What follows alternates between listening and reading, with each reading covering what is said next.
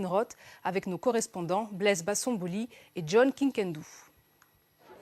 À la maison communale de Kinshasa, c'est un balai ininterrompu de bus qui déverse chaque jour des centaines de passagers. Ceux que l'on appelle les refoulés de Brazzaville. Des familles expulsées par le Congo voisin au nom de la lutte contre l'immigration clandestine. Prise de court, les autorités de RDC ont ouvert en urgence 2 sites pour les accueillir. Mais ils sont saturés. Les refoulés s'y entassent dans des conditions difficiles. Dans cette clinique mobile, on soigne les urgences de ceux qui n'ont eu que quelques heures pour plier bagages.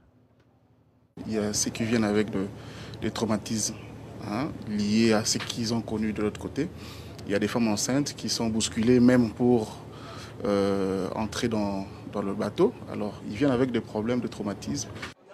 Choléra, rougeole, les autorités redoutent une épidémie qui se propagerait ici comme une traînée de poudre. Alors, une campagne de vaccination a été lancée. On ne peut pas continuer à entasser les gens comme des bois.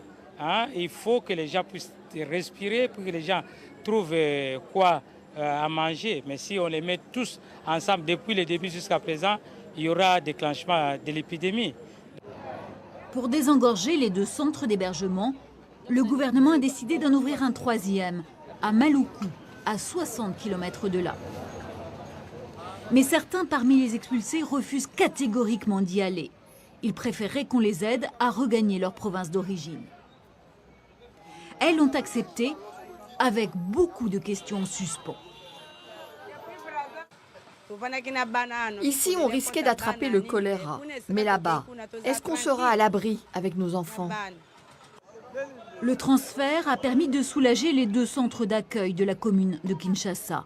Un répit, le temps que d'autres refoulés arrivent de Brazzaville. Vous écoutez Zapping Info Congolaise.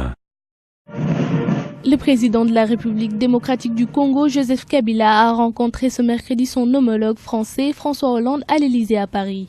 Au cœur des discussions, la crise en Centrafrique et les problèmes liés à la stabilité politique en République démocratique du Congo. La République démocratique du Congo est l'un des pays les plus impliqués dans la mission de paix en Centrafrique, avec 850 militaires et 150 policiers engagés aux côtés de la MISCA.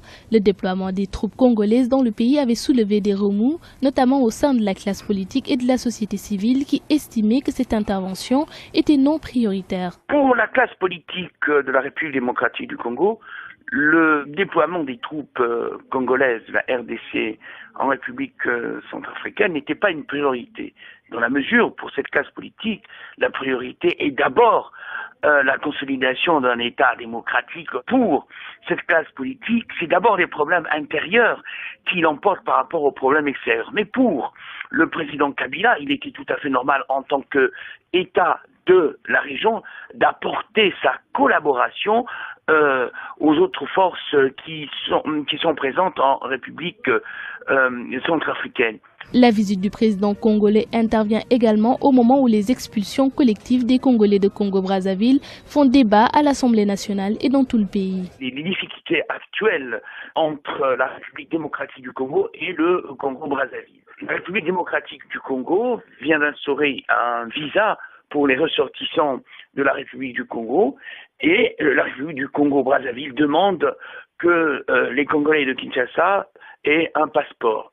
Il faut espérer que ces situations tensionnelles seront traitées et que cette situation trouvera un début de solution. Les présidents congolais et français auraient aussi abordé la question sur la préparation des élections en République démocratique du Congo et le respect du calendrier électoral, des gages pour la paix et la stabilité dans le pays. Vous écoutez Zapping Info Congolaise. Vous le disiez en titre, Joseph Kabila est aujourd'hui à Paris. Léa Isafestorov, vous êtes la correspondante de RFI à Kinshasa. Vous êtes en direct, Léa, bonjour. Bonjour. Alors, cette invitation à l'adresse du président congolais, c'est aussi une main tendue, en somme, après des relations qui s'étaient, on va le dire comme ça, rafraîchies en 2012.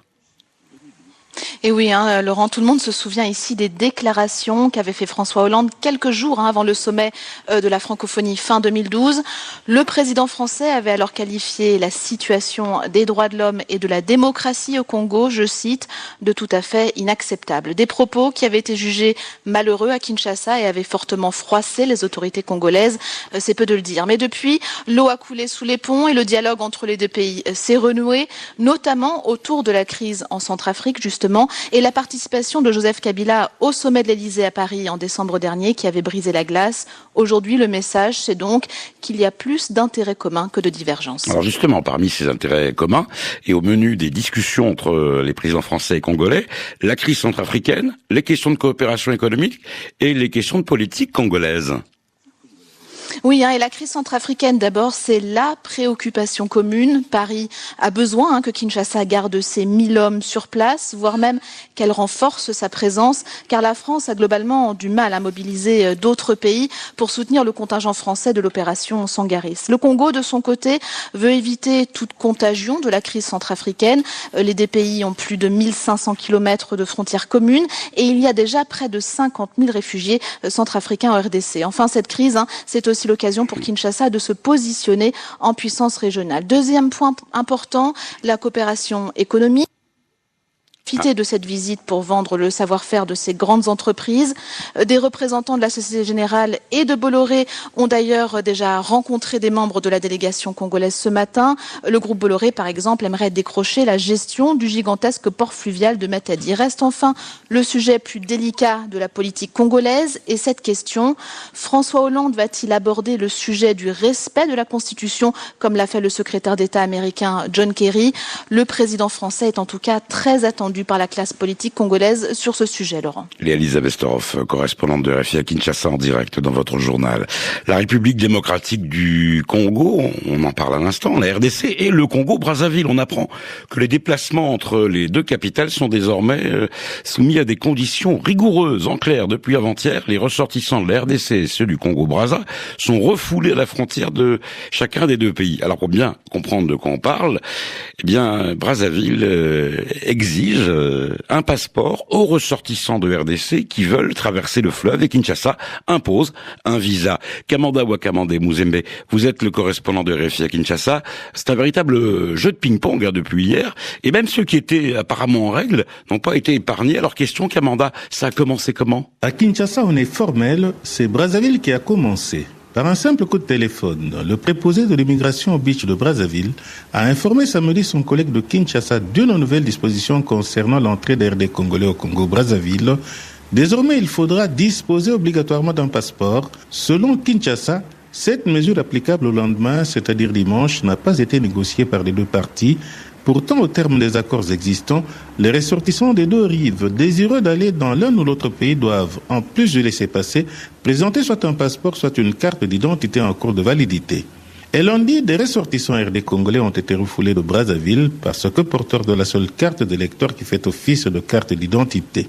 Réplique de Kinshasa, comme il faut obligatoirement le passeport, donc il faut nécessairement aussi un visa. Ainsi, les Brazzavillois, détenteurs de passeports non munis de visa, ont à leur tour été refoulés de Kinshasa. Mardi, ce jeu de ping-pong s'est poursuivi. Kamanda Muzembe, Kinshasa, RFI. Vous écoutez Zapping Info Congolaise.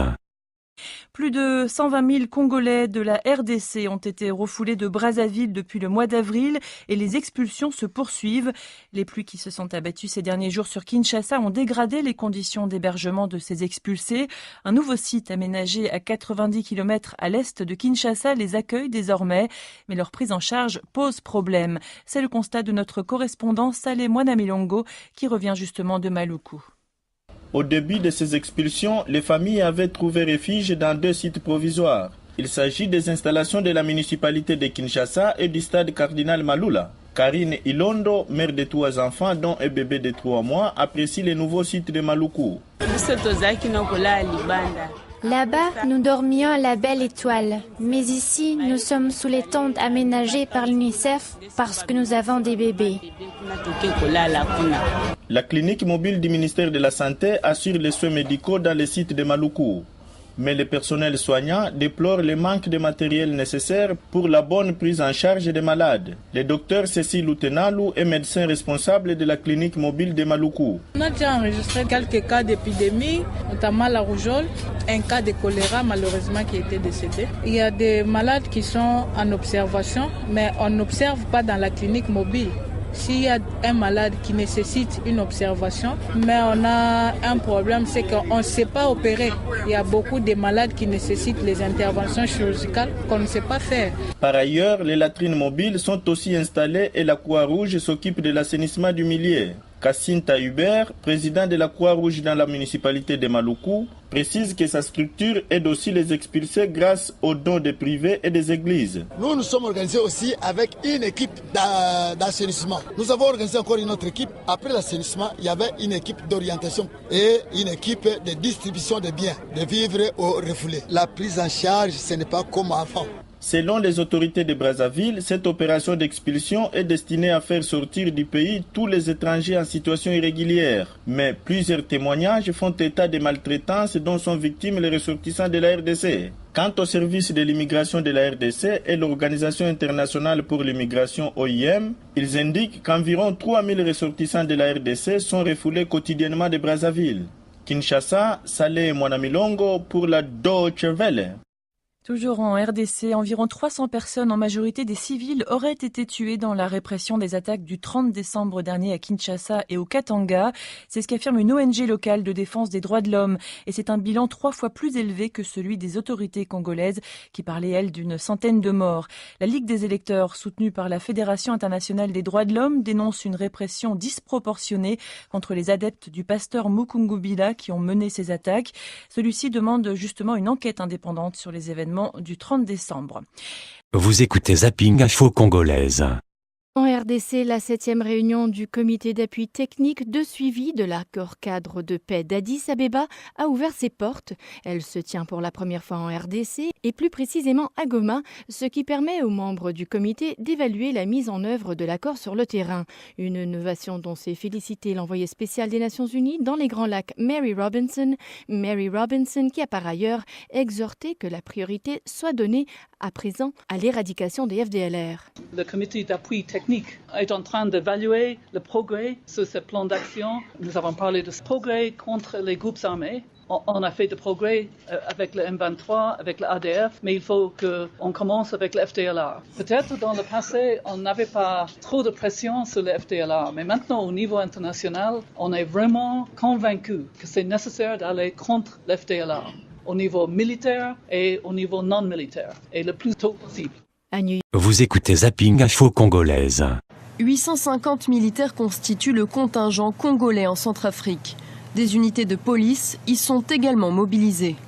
À l'Elysée, ce mercredi, le président Joseph Kabila a réaffirmé à son homologue français François Hollande sa volonté de poursuivre cet engagement. Le président Hollande s'est particulièrement félicité de la décision prise par le président Kabila d'envoyer un corps expéditionnaire en République centrafricaine.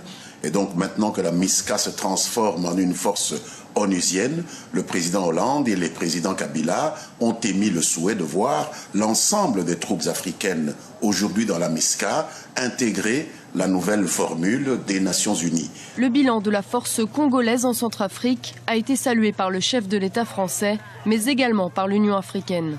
Malgré la perte de 2 militaires, la République démocratique du Congo estime devoir rester sur place pour la Centrafrique, mais également pour sa propre sécurité. Il en va non seulement de la stabilisation de l'Afrique centrale, mais aussi de la sécurité de la République démocratique du Congo, parce que nous partageons 1600 kilomètres de frontières communes avec la République centrafricaine.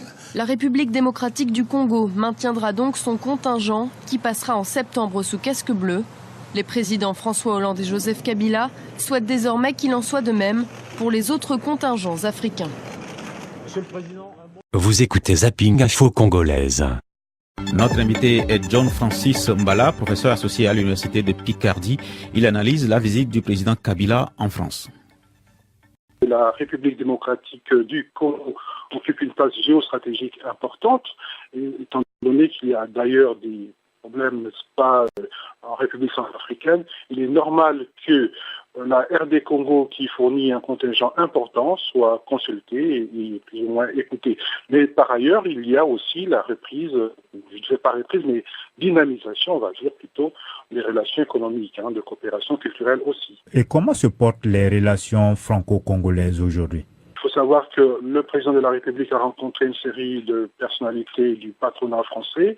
Et donc, quelque part, il y a l'idée, surtout, relancer les relations qui étaient en sommeil, mais pas vraiment, puisque quelque part, ces relations ont toujours existé. On se souvient des propos du président Hollande en octobre 2012 au sommet de la francophonie, des propos virulents sur la démocratie au Congo. Aujourd'hui, ce même Hollande qui invite Kabila, est-ce que les choses ont changé en moins de 2 ans ? Le président François Hollande est libre de tenir ses propos, mais la République démocratique du Congo est un pays souverain. Et donc, d'une certaine manière, qu'est-ce qui a pu changer ? C'est qu'il y a eu des concertations nationales. La société civile, l'opposition, la majorité présidentielle se sont réunis pour traiter des questions de l'heure. Et c'est une avancée, si on peut dire, puisque nous évoluons vers l'horizon 2016 et il faut clarifier la situation. L'évolution vers l'horizon 2016, le président Kabila est soupçonné de vouloir modifier la constitution pour être candidat aux élections. Et les États-Unis, déjà par la voix de John Kerry, ont exprimé leur opposition à cela. Est-ce que la France est du même avis, à votre avis ? Je pense qu'il faut sortir des supputations. Jusqu'à présent, nulle part, le président de la République, Joseph Kabila Kabange, a dit qu'il allait réviser la Constitution. Interrogé à ce propos, le président de l'Assemblée nationale, Obed Minakou, par une chaîne concurrente, précisera qu'il n'envisage pas de réviser la Constitution, ou du moins les articles bloqués. Et donc, d'une certaine manière, la question ne se pose pas au jour d'aujourd'hui. Après, que ce soit dans la majorité présidentielle ou ici, là, on peut réfléchir à l'intérêt de modifier ou pas. Mais la réalité, là, c'est que le président de la République ne s'est pas encore exprimé. À votre avis, vous qui êtes universitaire, le président Kabila ne va-t-il pas modifier la Constitution ? Il va s'en tenir à ce que dit la Constitution et s'arrêter ? Le président de la République est jusque-là légaliste. Bon, maintenant, est-ce qu'un coup de force est envisagé ? Je ne pense pas que ce serait utile. D'une certaine manière, il envisage aussi de marquer l'histoire. Et à mon humble avis, je pense qu'il restera légaliste. Il a toute l'attitude pour décider de ce qui sera son avenir. Et surtout, il a le souci de l'avenir de ce pays, qui concerne précisément sa volonté de rester au pouvoir ou pas. Il a donné des signaux clairs. Les deux présidents français et congolais parleront aussi de la Centrafrique où sont déployés 850 soldats congolais. Est-ce qu'un accroissement de ce nombre est à l'ordre du jour ? C'est envisageable. C'est envisageable parce que le Tchad s'est retiré. D'autres pays tardent ou du moins traînent les pieds à fournir des contingents de militaires. Mais c'est pas seulement cela la question, c'est que ce pays, la Centrafrique, pays voisin, pays frère, partage avec la RD Congo plus de 1500 km de frontières communes. Et il ne faudrait pas que cette situation fasse tache d'huile. Et économiquement, professeur Mbala, quels sont les intérêts des échanges entre les deux pays, la France et la République démocratique du Congo? Je dirais simplement que dans les années 70, quand le président Mobutu a été boudé par la Belgique à un moment donné, la France a pris pied en République démocratique du Congo. Il y a eu quelques investissements comme la voie du Zaïre. Il y a eu une série d'investissements. Mais par ailleurs, il y a le pétrole, il y a les infrastructures comme le port de Matadi que Bolloré voudrait reprendre. Il y a toute une série de potentialités que regorge la République démocratique du Congo. Et donc, quelque part, c'est un moyen de reprendre pied en Afrique centrale et notamment au Congo. John Francis Mbala de l'Université de Picardie au micro de Bruno Sanogo.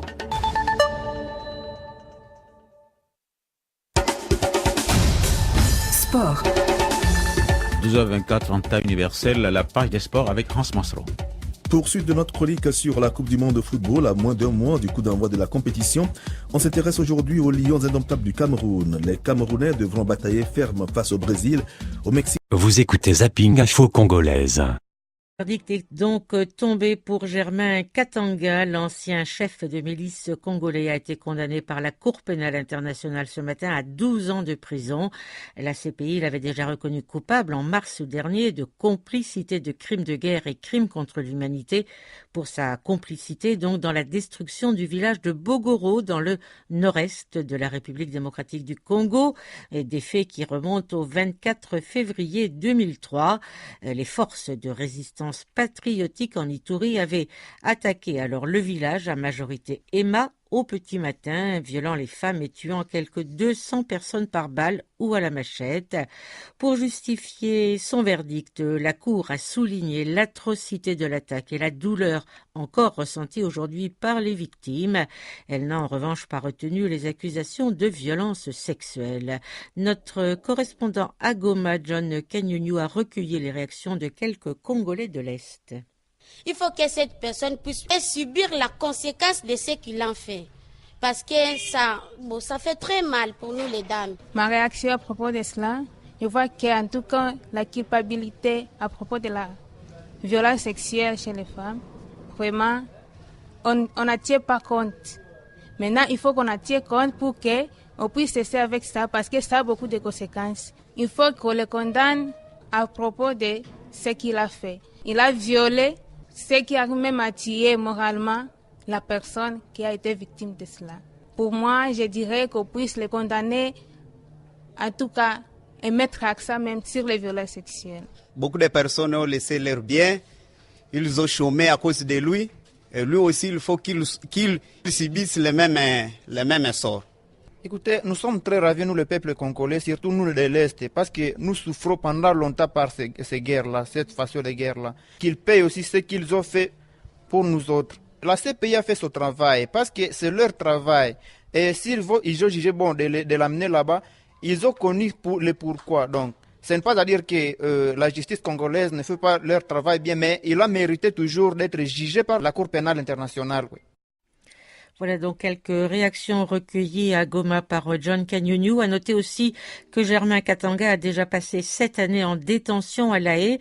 Elles seront déduites de la peine de 12 ans dont il a écopé. Et la Cour, en revanche, n'a pas tenu compte des 3 années passées en prison à Kinshasa avant son transfèrement à la CPI en 2007. Vous écoutez Zapping Info Congolaise.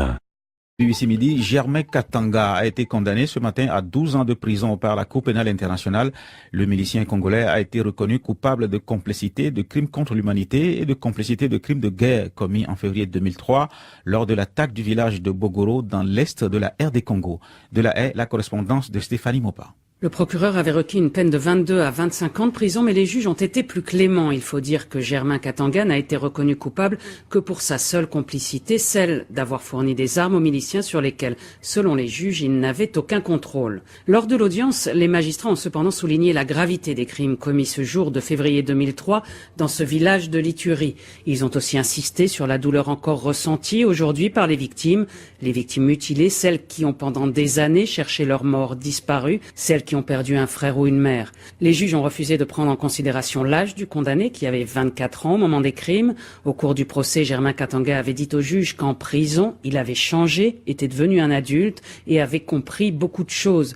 Les juges ont cru l'accusé sur ce point. Ils n'ont en revanche pas accepté les remords exprimés à l'intention des victimes lors du procès, des remords convenus. Ont-ils simplement tranché. Costume sombre, crâne rasé, Germain Katanga a souri et salué ses avocats avant d'être conduit hors du prétoire par 2 gardes, direction la prison, où il va encore devoir attendre la décision finale. Ses avocats, comme le procureur, ont fait appel de la condamnation. À La Haye, Stéphanie Mopa pour BBC Afrique. En réaction à cette condamnation de Germain Katanga, le Forum des mamans de l'Ituri, une ONG de défense des droits de l'homme, n'a pas voulu se prononcer sur la sévérité ou non de la peine. Le Forum estime toutefois que la condamnation est en soi une victoire contre l'impunité qui constitue l'une des plus grandes plaies de la RD Congo. Jacqueline Boucha du Forum des mamans de l'Ituri appelle aussi à des réparations. C'est l'impunité qui détruit notre pays. Mais si on rend la justice aux victimes, qu'on arrive à condamner les coupables, ça permettra à ceux que d'autres aient peur de faire de mal. Tandis que si on laisse les coupables sans les juger, les victimes d'abord ne seront pas remises dans leur état de droit. Et aussi, il faut arriver à la réparation. Comme on ne peut pas réparer peut-être individuellement pour tout le monde, réparation collective à terme des actions sociales, à terme des monuments symboliques et des réparations. Jacqueline Boucha du Forum des mamans de l'Ituri en RD Congo. Vous écoutez Zapping Info Congolaise. 2500 athlètes venus de 54 pays et répartis dans 21 disciplines sportives vont prendre part du 22 au 31 mai 2014 à la 2e édition des Jeux africains de la jeunesse à Gaborone au Botswana.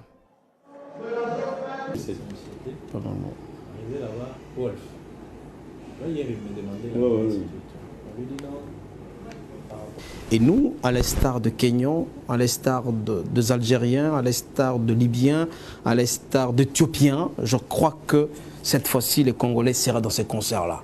Ils doivent être rassurés que nous allons réussir. Il n'y aura pas d'échec chez nous. Nous sommes déterminés à le faire, non seulement sur le plan matériel, mais aussi par esprit, par intelligence, etc. Nous allons réussir et gagner le pari.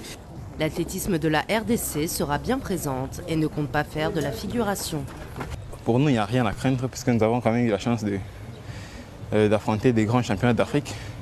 Le cas de Brazza l'année passée où nous avons même remporté quelques médailles. Donc pour nous, c'est sans crainte. Nous nous préparons conséquemment à ce qui pourrait arriver. Les Léopards feront le déplacement de Gaborone sans crainte. Le plus grand espoir de médaille de la RDC en athlétisme est sans aucun doute Divine Makaya, athlète de demi-fond. Oui, je suis en train de travailler. Je travaille beaucoup. Et vous amenez les médailles ici. C'est une très forte délégation qui représentera la RDC à ce rendez-vous continental. La République démocratique du Congo est en lice dans 10 autres disciplines sportives.